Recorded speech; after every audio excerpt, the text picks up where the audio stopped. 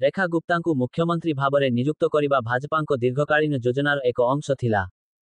जेउठारे आम आदमी पार्टीर जन्म होइथिला सेहिठारे ही एहार विदाय घटिछि।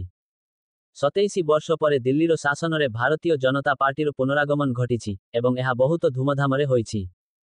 शालिमार बागरू भाजपा विधायक रेखा गुप्ता को मुख्यमंत्री भावरे चयन करा जाइछि। भाजपा विधायक दल बुधवार 19 फेब्रुआरी रे तांकु नेता भावरे चयन करिथिले एवं गुरुवार 20 फेब्रुआरी रे रामलीला मैदान रे एक भव्य समारोह रे से दिल्लीर मुख्यमंत्री भावरे शपथ ग्रहण करिसंती। भारतीय जनता पार्टीर एयावत 14 जन मुख्यमंत्री होइछंती, जेउथिरे कोनोसी महिला मुख्यमंत्री नथिले। रेखा गुप्ता 15तम मुख्यमंत्री होइछंती। गत किछि वर्ष एवं विशेषकरी मोदीको आगमन परे 2013 मसीहारे वसुंधरा राजे सिंधिया राजस्थानर मुख्यमंत्री थिले। ता परे जेतेबेले नरेंद्र मोदी प्रधानमंत्री होई दिल्ली आसीथिले एवं से गुजराटर मुख्यमंत्री पद छाड़िथिले, तापरे आनंदीबेन पटेल गुजराटर मुख्यमंत्री होइथिले। तापरे भारतीय जनता पार्टी रे कोनोसी महिला मुख्यमंत्री होई नथिले। एबे आपण भाबंतु कि रेखा गुप्तांको चयन केउ आधार रे होइछि। जदि आपण सेही आधार को ध्यान रे रखंती तेबे आपण बुझी पारिबे जे भारतीय जनता पार्टी तात्कालिक राजनीति करे नाही, तात्कालिक लाभ किंबा तात्कालिक लक्ष्य को ध्यान रे रखी नुहे, बरन दूरगामी लक्ष्य को ध्यान रे रखी पदक्षेप नियंती। 2024 निर्वाचनर बहुत पूर्वरु प्रधानमंत्री मोदी कहिथिले जे एही देशरे 4 वर्ग अछंती: युवा, महिला, गरीब एवं मध्यवित्त। से वर्गगुड़िकर कथा कहिथिले, जातिर कथा कहि नथिले। जदि आपण रेखा गुप्ता को एही दृष्टिकोणरु देखंती जे तांको जाति हेतु से चयनित होइछंती तेबे आपण भूल निष्कर्षरे पहुंचिबे। प्रथमे एथिरे कि वार्ता दिया जाइछि ताहा देखंतु। एही वार्ता दिया जाइछि जे संगठनर व्यक्ति आम्भमानंको पाई सर्वोपरि। जे संगठन सहित जड़ित तांको आमे महत्व देउछु। अर्थात साधारण कार्यकर्तांको एही वार्ता जे तुमर मध्य समय आसी पारे। एहा एको एपरी पार्टी, एको एपरी संगठन जेउठारे दरी बिछाइबा कार्यकर्ता मध्य मुख्यमंत्री किंबा प्रधानमंत्री होई पारंती। रेखा गुप्ता दिल्ली छात्र संघर सभापति थिले। से अखिल भारतीय विद्यार्थी परिषदरे थिले। एहा छड़ा से 2 थर दिल्लीर कॉर्पोरेटर थिले, तेणु से नागरिक मुद्दागुड़िक विषय जानती।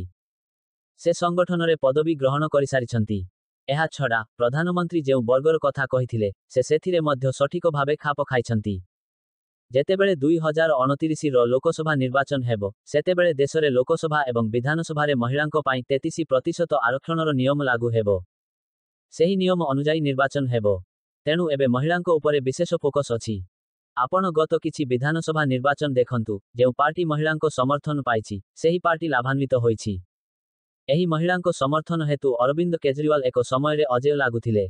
द्वितीय वार्ता एबे भाजपार 14 जन मुख्यमंत्री मध्यरु 10 जन अखिल भारतीय विद्यार्थी परिषदर पृष्ठभूमिरु आसिछंती। तेणु अखिल भारतीय विद्यार्थी परिषद भाजपारे नुआ पीढ़ी किंबा नुआ नेतृत्व सृष्टि करिबार फैक्ट्री होई जाइछि। एहा माध्यमरे एही वार्ता दिया जाइछि जे जेउमाने छात्र राजनीतिरु आसिछंती, तळु उठी राजनीतिरे आसिछंती, सेमानंकु प्राधान्य दियाजिबो। एहा छड़ा मने रखंतु आम आदमी पार्टी केउठारे स्थापित होइथिला। एहार जन्म होइथिला रामलीला मैदानरे। 27 वर्ष परे भारतीय जनता पार्टीर सरकार गठनर शपथ ग्रहण समारोह मध्य सेही रामलीला मैदानरे होइछि। जदि आपण दिल्लीर पूर्वतन मुख्यमंत्री अरविंद केजरीवालंको सहित रेखा गुप्तांकु तुलना करिबाकु चाहंती तेबे उभयंको मध्यरे अनेक समानता अछि। एबे एहा केवल एक संजोग नुहे जे रेखा गुप्ता मूलरु हरियाणा जिंदर बासिंदा एवं अरविंद केजरीवाल मध्य सेहिठारु आसिछंती। जदि आपण जातिर कथा करिबाकु चाहंती तेबे रेखा गुप्ता मध्य वैश्य संप्रदायरु आसिछंती, जेउथिरु अरविंद केजरीवाल आसिथिले। आम आदमी पार्टी जेउठारे आरंभ होइथिला, जेउठारे जन्म होइथिला, सेही स्थानरे ही एहार शासनर शेष होइछि।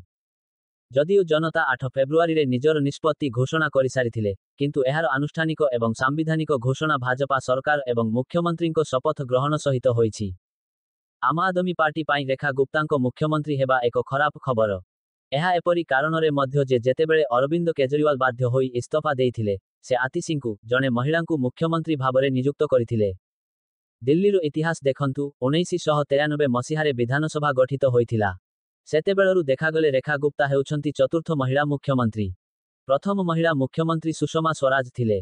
तांकर कार्यकाल बहुत छोट थिला। तापरे शीला दीक्षित होइथिले, जाहांकर कार्यकाल एयावत सबुठारु दीर्घ थिला। से 15 वर्ष धरी मुख्यमंत्री थिले। तापरे आतिशी होइथिले, जिए किछि मास पाई थिले, एवं एबे रेखा गुप्ता होइछंती।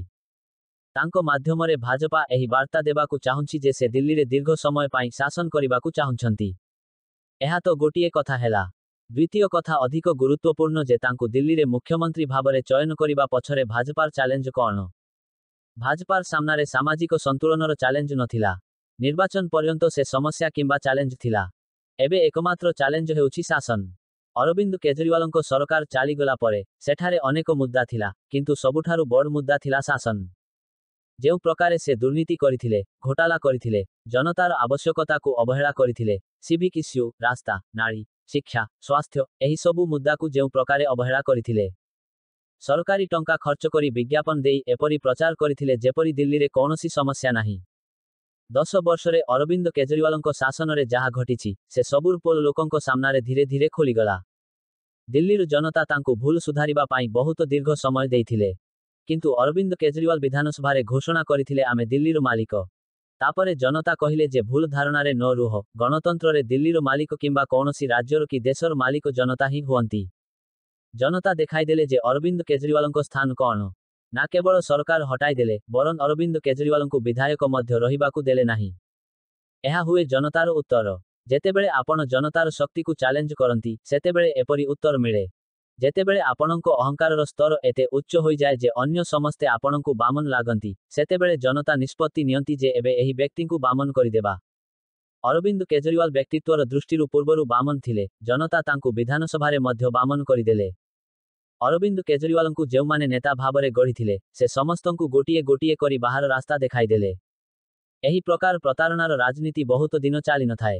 ରେଖା ଗୁପ୍ତାଙ୍କୁ ମୁଖ୍ୟମନ୍ତ୍ରୀ ଭାବରେ ନିଯୁକ୍ତ କରି ଭାଜପା ଏକାସାଙ୍ଗରେ ନିଜର ଅନେକ ଚ୍ୟାଲେଞ୍ଜର ସମ୍ମୁଖୀନ ହେବାର ବ୍ୟବସ୍ଥା କରିଛି। ଏକ ଆରୋପ ଲାଗୁଥିଲା ଯେ ଏତେ ରାଜ୍ୟରେ ଭାଜପାର ସରକାର ଅଛି, କୌଣସି ମହିଳା ମୁଖ୍ୟମନ୍ତ୍ରୀ ନାହାନ୍ତି। ଏହାର ଉତ୍ତର ମିଳିଗଲା। ଆରୋପ ଲାଗୁଥିଲା ଯେ ପ୍ରଧାନମନ୍ତ୍ରୀ ବାରମ୍ବାର ମହିଳା ଉନ୍ନୟନର କଥା କହନ୍ତି, ମହିଳାଙ୍କ ବିକାଶର କଥା କହନ୍ତି, ମହିଳା ନେତୃତ୍ୱର ବିକାଶର କଥା କହନ୍ତି, ତାଙ୍କ ପାର୍ଟିରେ କୌଣସି ମହିଳା ମୁଖ୍ୟମନ୍ତ୍ରୀ ନାହାନ୍ତି। ଏହାର ମଧ୍ୟ ଉତ୍ତର ମିଳିଗଲା। ଭାଜପାର ସାମ୍ନାରେ ଦିଲ୍ଲୀରେ ସବୁଠାରୁ ବଡ଼ ଚ୍ୟାଲେଞ୍ଜ ହେଉଛି ଶାସନ। ରେଖା ଗୁପ୍ତାଙ୍କ ଦିଲ୍ଲୀର ମୁଖ୍ୟମନ୍ତ୍ରୀ ହେବା ଭାରତୀୟ ଜନତା ପାର୍ଟି ଏବଂ ଦିଲ୍ଲୀବାସୀଙ୍କ ପାଇଁ ଏକ ଭଲ ବାର୍ତ୍ତା।